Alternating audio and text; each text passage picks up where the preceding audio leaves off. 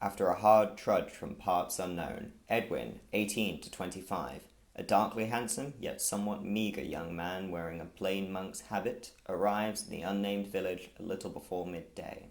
However, instead of finding a thriving farmstead, the bewildered novice discovers an eerie, near-abandoned ghost town. The fields are rotten and the livestock gone.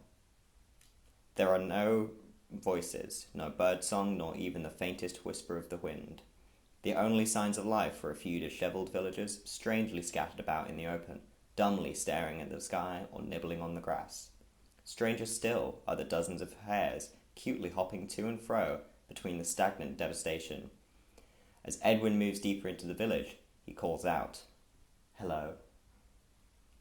No response.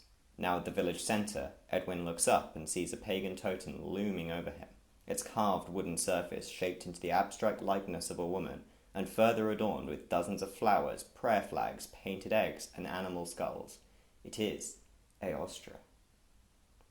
He looks up into the eerily blank eyes and shrinks back uncomfortably. He calls out again, "Anybody?"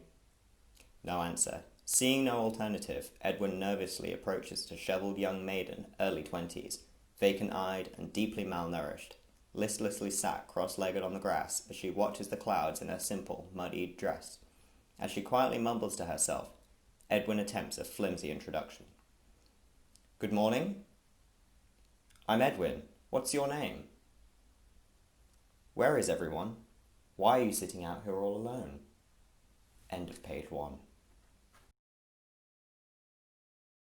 As soon as the film opens, we are introduced to two things, our protagonist and our location.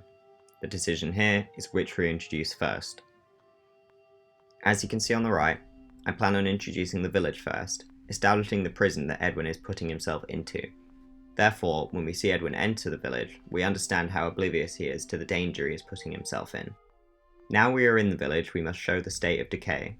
The music will be crucial here to bring a sense of ominous gloom, as it is not an inviting place. As you can see here, there are no voices, no birdsong, nor even the faintest whisper of wind. Next is Edwin's first line. Essentially, we're introduced to him again, as we hear his voice for the first time. A medium close-up will cover his line, immediately followed by his point of view, as he surveys the town and takes it in himself. Crucially, this is the first time he sees the imposing pagan totem in all of its crude beauty. Once again, Edwin speaks, but this time he switches focus to another character, the maiden. When we are introduced to the maiden, she is partially obscured by Edwin's legs. She is not hiding, but something is not right with her. She's barely interested in Edwin, and she only just gazes at the world around them. Next, we see Edwin staring down at her. He's trying his best to grab her attention in his own clumsy way. And with that, we have reached the end of page 1. As a crew, we will repeat this process for every page, but in even greater depth and with closer focuses on specific aspects of the scene, such as sound, lighting, design, and more. Once we get to production, we will all know the script back to front, and we can make sure that every single frame tells the story of Eostre.